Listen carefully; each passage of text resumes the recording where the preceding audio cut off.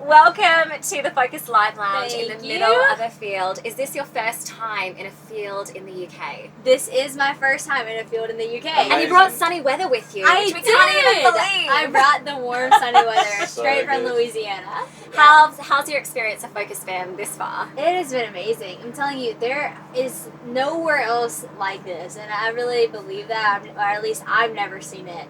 And we travel a lot of different places, but there's something special here. It first of all looks like a movie. Like when we pulled up, we're like, we're in England, you know. But the second half of that is just everybody's so nice. Y'all put it on so excellent. The festival is like clean and fun and family friendly, and like a place that your whole family can go and learn about like Jesus in not just a fluffy way, but like a real like encounter way. It's just nothing like that. So it's been amazing. And what's been a highlight of the food so far? Like, what have you eaten that's been like, oh, that's it? The ice cream. Yeah. I Jude's think ice I've cream. gone back Shout 2 nights out. in a row. Tonight I'll definitely go back for a third. So so good. yeah, it's been So great. good. You've been spending loads of time with Focus Youth in the Youth Big Top.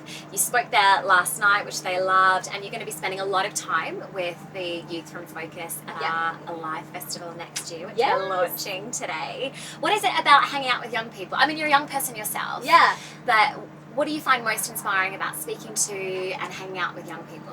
Well, you're right. I am young myself, and so part of it is like I feel like these are my people. But another half of it is I think in that time, that's such a critical time of your life. It's when you are struggling with so much identity. You're trying to figure out who am I going to be, who have I become? Is it too late to change? And this is like where you kind of establish where you're going to go from here. And it's important because the young people will become the leaders, and they'll be doing the things that all the adults are doing one day. And so you want to make sure our heart's in the right place. But I think the thing that inspires me is when I was that age, I think I wish somebody my age could have, or maybe even a few years above me, would have been able to speak into my life and just be real with me and tell me about the real things you're going to face, but the real God that He is. And so I think it's kind of a thing, it's like, man, I wish I had that, so I hope I can be that. Yeah, and you actually have a story that you've told a bit about a time that you yourself were at a youth conference, kind of like a Yes. festival where God really spoke to you. Can you tell us that story? Yes, it was so cool. So I was at a youth festival in July, so very similar to this, except for it was like a conference type. And I was going with all my friends, and I honestly was in a place where I didn't know who I was going to become. And so that's kind of probably why my heart is mainly for that, is because that was how I felt.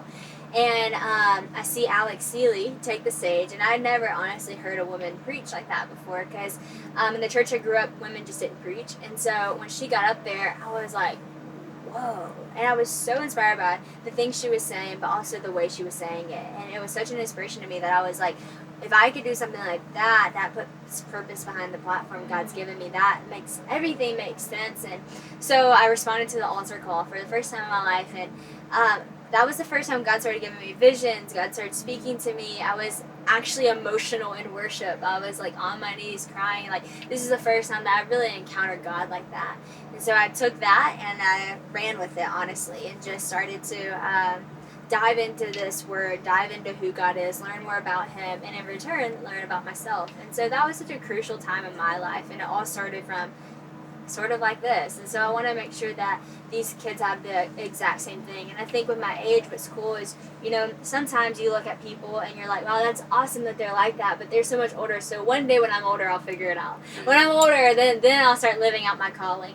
But what if you did it now, and the impact you could make? And your generation doesn't have to just be this go with the flow, this everybody's cool, we're doing the cool thing. It actually can be the young people that stir up a generation. And so I think with the adults taking it so seriously, if the youth start taking it seriously as well, it could be hugely powerful. Amazing.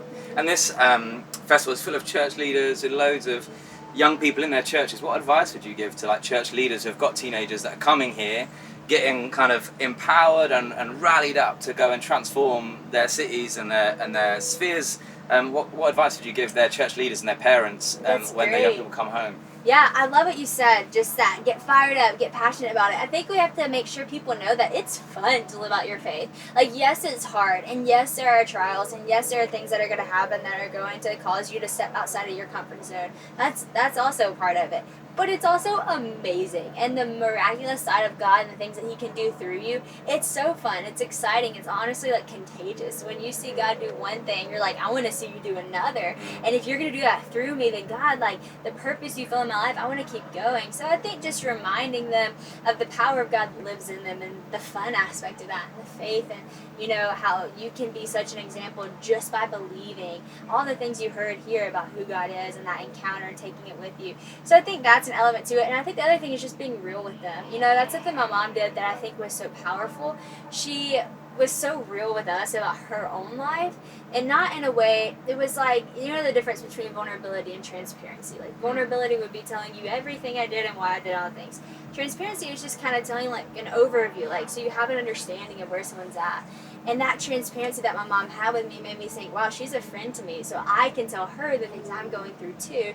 And then I have the wisdom of my mom to speak into me. And I always say, when wisdom meets zeal, powerful weapon, powerful force. So the wisdom of the adults meeting the zeal of the youth, powerful. Yeah, and you model that so well, Sadie. You've brought your mum with you to Focus. Not only your mum, your grandma. Yeah. And you were saying to me the other day that you also have a great grandma. Yes. Is she So at like Focus? She's not Can she here. come? She Can would we have get her loved next to. year? She'll come to Come a on. live. Five She'll come to a live. generations That's so of like good. powerful women, Right. and just such a value for family as well. And I think what's so impressive about you is that it seems to keep you really grounded and It really does. connected, and have relationships with your family to be a real priority for you. Is that something that you really Oh, guard? for sure, 100%. It's such a God thing, and God has used them to speak into me so many times in my life and just make me who I am and who I've become, but it's always been rooted in who God is. But I think the cool thing is, like, people see my life from afar, and they see these followers, you see this fame, they see all this, and they're like, oh, you must live such a different life than me.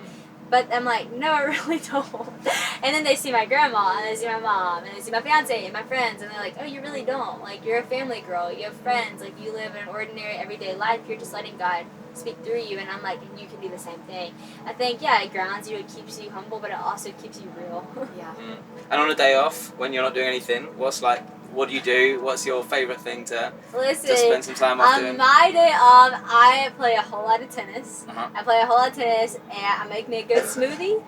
I watch me some kind of reality TV. Y'all watch Survivor here? Yeah. Survivor's like my favorite. really? I was like, dream. Hasn't I that will been be on going it for one like day. 15 years? But Sadie? yes, I started watching when I was 3. So good. Yes, So good. but yeah, honestly, just hang out with my family. Louisiana, I love Louisiana. My dad cooks a lot, and so like my ideal favorite day would be my whole family playing a tennis tournament, and then my dad cooking. Like that, that's prime. Wow. This tent kind of feels like Survivor. It We've brought does. you here to vote you Thank off. you. Is it less? You're now voted off the island. Oh, So good. And for young people who are like, so I became a Christian when I was a teenager. Awesome. And I remember always for years like struggling with what's like the practical like ways of getting close to Jesus every day.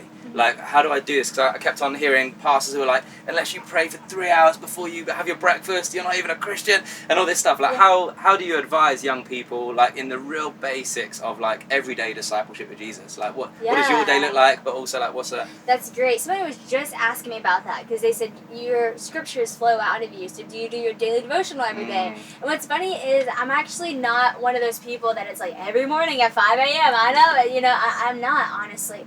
But what I do is I feel like a lot of people use the excuse of like, because I'm so busy, I don't have time. But I say, no, like every moment of your time is to be spent in a posture of worship. Whether that's talking to y'all, whether that is my 5 minutes, you gotta have more than 5 minutes to fill you up. Like, you gotta bring them into your everyday. And so for me, what that looks like is anytime I have a quiet moment, where most people would go to like Netflix, I watch sermons online, because now we have access to YouTube. You can watch so many sermons. I constantly listen to worship music all the time, and then anytime I'm constantly reading my Bible, if I can read a book, you know, like I'm filling myself with the Bible and kind of manage that time as both.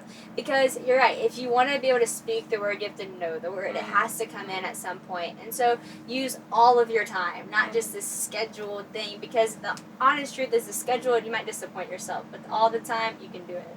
So good. Sadie, you're from Louisiana, Yes. but you feel like you're going to spend a bit of time in the UK I again am, next year. yes. You're going to be with us for our youth festival, which is called Alive. It's launching tonight. What are you most excited about seeing in the UK next year? Oh, I'm so excited. Well, first of all, last night speaking at the youth event, it just got me so excited because I see such a hunger here.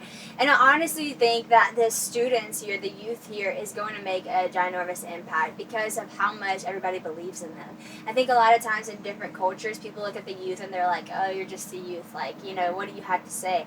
But here in England, and especially in this place where we are, people are believing in the youth. And when somebody takes belief in something, there's no telling what they can do. And so I hope to come alongside of them and bring passion and remind them of who they are in Christ Jesus and remind them of what they do believe, because I'm like, other people believe it for you. So not only do you have other people believing for you, you have God believing for you as well. So if you take belief in yourself and what God can do, mighty things are going to happen. And the truth is, I feel like the UK is Yeah, attacked by local wildlife. nothing like a Carry little... on, go on, more Lord. Oh, is it a bee? Yeah. Get away from us. And so I think for me, it's like when I feel like God's in the move, like I said, it's like a contagious thing. You want to be around it. And I feel that in the UK, and I don't want to miss it. And if I can come and fan the flame, stir the passion in the youth, and just remind them again of this belief people are taking in them and what God can do through them, and encourage them to believe in that, powerful things. I mean, there's no telling. It's limitless what can happen. Wisdom and zeal meet. It'd be crazy. I'm really intrigued. Often when I see you on stage, I'm like, oh, your home church must be like absolutely amazing, all guns blazing. Tell us about home church. What does it look like for you on a Sunday? Yeah, so home church is amazing, and it is. I actually just got plugged in because I move a lot. I'm all around. I'm in Nashville. I'm in Louisiana, but I also travel most of the time. But I just got plugged in at this church, and it's absolutely incredible. I'm actually speaking there for the first time at home church next week. Wow. So really, really huge. But yeah, I think that's important. You know, I think each week I look so forward to our worship there, because the first time I went there, as we worshiped, I just like cried. And when you like feel that emotion in the spirit, you're like, this is where I need to be. And the pastor, he's great, but he's relatable. He's just real. He's an older man, and he has all these fun sayings, and I just like write them all down. I'm like, I want some of that. Yeah. Like, Do you remember any of yeah, he always says like, you gotta bloom where you're planted, you know, like stuff like that. And it's so good. I'm like, I'm gonna bloom where I'm planted. And so I love my church. I love my home church. It definitely is really cool having that element of like filling myself up, so when I go out, I can give out. But I'm also inspired by getting to see other people's churches, because I think it's all a reflection of the image of God in a sense. And so it's been cool to get to see different ways people worship, different ways people serve all around the world. Well, Sadie, we love having you with us. We love that you're a part of Focus. And Thank we you. can't wait to see you again next year and see So what happens excited. with the young people. So thanks so much for being such an inspiration to so Yes. many of us. Not just the young people, but I bet some of the older You people oldies as as well, Oh eh? my gosh! No, you're older than me. You're older yeah, than me, no, though. 1 year older than him. Yeah, but that's You older, can't really isn't it? tell. But I'm inspired by you. Aw. So we love you, and So thanks good. so Thank you, much for hanging out guys. with Thanks a us. lot. Y'all are the best. Thank you.